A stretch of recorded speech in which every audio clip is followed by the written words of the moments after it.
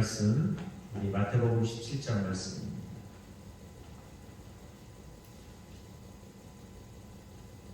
마태복음 17장 19절로 20절 말씀입니다. 마태복음 17장 19절로 20절을 같이 한번 읽도록 하겠습니다. 같이 한번 읽겠습니다. 이때 제자들이 조용히 예수께 나와 이르되 우리는 어찌하여 쫓아내지 못하였나이까? 이르시되 너희 믿음이 작은 까닭이니라. 진실로 너에게 이르노니 만일 너희에게 믿음이 기다시 하늘 만큼만 있어도 이 산을 명하여 여기서 저기로 옮겨지라 하면 옮겨질 것이요 또 못할 것이 없으리라. 아멘. 우리가 신앙생활을 하면서 많은 분들이 믿음에 대한 이야기들을 합니다. 믿음의 크기가 컸으면 좋겠다. 또 믿음의 크기가 커지기를 원한다라는 이야기들을 많이 하죠. 근데 오늘 성경은 우리에게 이 믿음의 크기를 이야기할 때 꼭 빼놓지 않는 이야기가 하나 있습니다. 그게 무엇일까요? 바로 이 겨자씨만한 믿음을 얘기하는. 여러분 혹시 겨자씨를 본 적이 있으십니까? 나중에 시험 본 적이 없으시면 나중에 핸드폰으로 검색을 한번 해보세요. 겨자씨가 도대체 어떻게 생겼나? 크기는 얼마나인가? 한번 찾아보시면 아주 작아요. 작아도 그렇게 작은 씨가 없습니다. 그런데 그 씨가 성장해서 그 안에는 새들이 머물 수 있을 정도의 크기가 되고 정말 상상할 수 없을 만큼 커지는 그런 것입니다. 오늘 우리에게 그런 진실한, 우리에게 정말 작지만 엄청난 믿음, 확실한 믿음을 성경은 이야기를 하고 있습니다. 무려 이 성경에서 믿는 자에게 믿음에 대한 이야기를 할 때 마가복음 16장 17절 18절은 이런 말씀이 있어요. 믿는 자들에게는 이런 표적이 따르니 곧 그들이 내 이름으로 귀신을 쫓아내며 새 방언을 말하며 뱀을 집어 올리며 무슨 독을 마실지라도 해를 받지 않으며 병든 사람에게 손을 얹은즉 낫는다 라고 했습니다. 오늘 이 믿음이라는 것, 이게 엄청난 능력을 가지고 있죠. 그래서 사실 저와 여러분도 이런 능력을 소망하는 것이죠. 오늘 그러면 이 성경에서 말하는 정말 큰 믿음, 바로 큰 기적을 가지는 그런 믿음은 어떤 믿음입니까? 오늘 이 부분을 저와 여러분이 나눌 수 있기를 바랍니다. 첫 번째로 오늘 큰 믿음은 어떤 믿음이냐? 마태복음 21장 21절 22절에 보니까 의심하지 않는 믿음이라고 이야기합니다. 21절 22절에 보면 예수께서 대답하여 이르시되 내가 진실로 너희에게 이르노니 만일 너희가 믿음이 있고 의심을 하지 아니하면 이 무화과 나무 너에게 되는 일을 이를 만한 뿐 아니라 이 산더러 들려 바다에 던지라 하여도 될 것이요 너희가 기도할 때 무엇이든지 믿고 구하는 것을 다 받는다라고 했습니다. 여기에 보면 의심하지 아니하면이라는 단어는 뭐예요? 우리가 어떤 의구심, 어떤 의문의 마음도 들지 않고 있는 그대로 믿는 믿음을 의심하지 않는 이 믿음이라고 합니다. 많은 사람들이 기도할 때, 우리 여러분도 이제 새벽에 좀 이따 이 말씀, 성경 말씀 끝나면, 설교가 끝나면 여러분 기도하실 거잖아요. 그때 어떤 마음으로 기도하십니까? 여러분 99%의 믿음도 아닙니다. 여기서 의심하지 않는 마음, 의심하지 않는 믿음이라는 것은 내가 100% 신뢰하는 것이죠. 이 사기꾼들한테 당할 때 사람들이 정말 신기하대요. 100명 중에 예를 들어서 한 명이 지금 사기를 당하고 있는데 99명은 다 가는데 그 한 명은 모른다. 100% 신뢰를 하기 때문에 그 사람만이 다 믿어지죠. 그래서 사람들이 사기를 당한다고. 언제도 그런 뉴스가 나왔는데 보이스피싱으로 돈을 가르쳐줬더니 냉장고에 돈을 보관해놨으면 자기가 찾은 것 같다. 그럼 되게 웃긴 일이죠. 누가 봐도 사기잖아요. 그런데 그걸 믿어 진짜 돈을 냉장고에 넣어놨습니다. 이게 뭐냐? 100% 의심하지 않는 믿음입니다. 오늘 그렇습니다.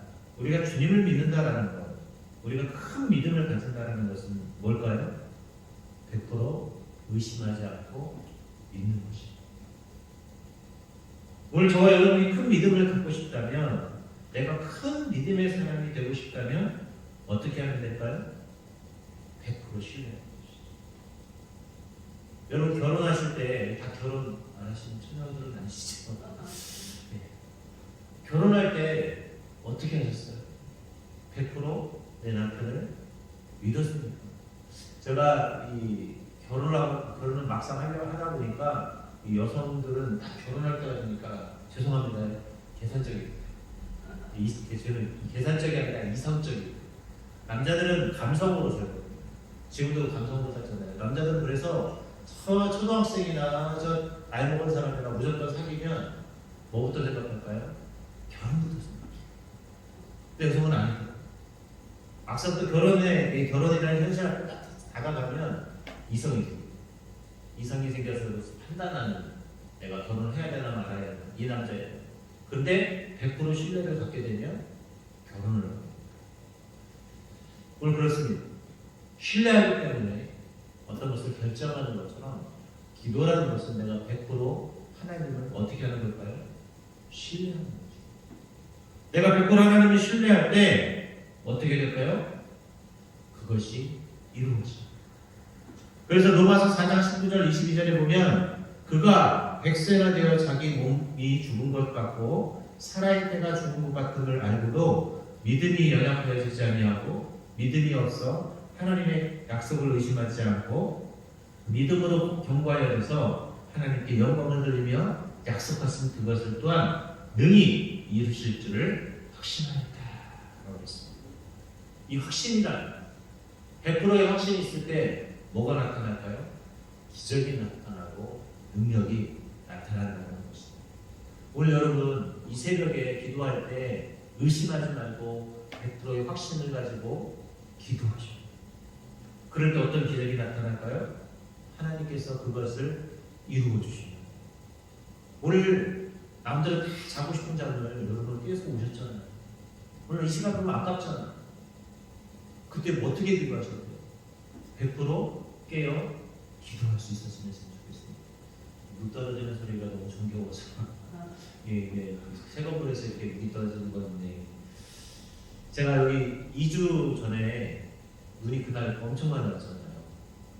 그 눈을 뚫고 이 새벽에 왔더니 너무 감사하게 아무도 안 오셔가지고 혼자 기도하다가 갖고 다음 주는 지난주는 또 너무 감사하게 구정이라고 아무 근데 구정은 또 쉬는 날이라서 안 오고 또 세 번째 주 왔더니 물이 또 뚝뚝 떨어지고 네 그렇습니다. 여러분 믿음을 가지고 사셨으면 참 좋겠습니다.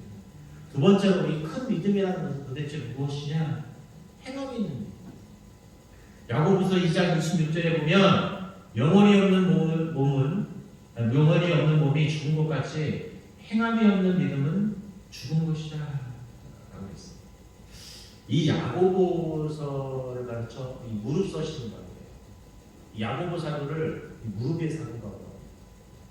이 야고보는 낙타 무릎이라는 별명을 가진 사람이에요. 혹시 낙타 무릎 보신 적 있으신가요? 낙타 무릎은 아주 굳은 살이 박혀있는 그런 무릎이에요. 이 말은 이 야고보는 그렇게 기도를 많이 했다. 그래서 그를 낙타 무릎이다라고 표현하는데 이 사람이 뭐라고 표현을 하냐면 영혼이 없는 몸이 죽은 것 같이 행함이 없는 믿음은 이 죽은 것이다 라고 해요. 야고보서 2장 14절에서도 내 형제들이 만일 사람들이 믿음이 있노라고 행함이 없으면 무슨 유익이 있으며 그 믿음이 능히 자기를 구원하겠느냐라고 말합니다. 늘 무엇을 이야기하냐? 행함에 대한 이야기를 하고 있다는 것이죠. 여러분 행한다라는 것, 내가 뭔가를 이야기하고 하지 않으면 의미가 없는 것입니다. 믿음이라는 것은 행함이 따라올 때 거기서 능력이 나타난다는 것입니다. 제자들도 오늘 예수님을 수없이 따라다니면서 예수님의 모습을 보았죠. 그리고 귀신을 내쫓는 지금 행위를 하는데 이루어지지 않아요. 왜? 행함이 없기 때문에 그렇습니다. 그 안에 확신이 없기 때문에 이루어지지 못했다는 것입니다. 오늘 저와 여러분이 이 새벽에 기도하고 오늘 세상에 나가서 살 때 오늘 우리는 행함이 있는 그리스도인이 되어야 합니다. 우리가 믿음의 이야기를 할 때 꼭 반드시 따라다니는 단어가 뭐냐면 행함이에요. 진정한 그리스도인들은요, 뭐가 따를까요? 행함도 따르요. 내가 믿음이 있다고 생각하면 그 믿음 안에는 당연히 행함은 그냥 따라오는 보너스와 같은 것입니다. 근데 믿음이 없으면 당연히 뭐도 없겠습니까? 죄송하지만 행함도 없다는 것입니다. 오늘 우리에게 성령은 큰 믿음 있는 자가 되기 위해서는 행함에 대한 이야기를 해요. 오늘 예수님의 제자들이 오늘 주님을 따라가면서 주님이 행했던 그 행함의 모습을 그들은 알지 못했습니다. 그래서 그들은 기적을 가져오지 못했죠.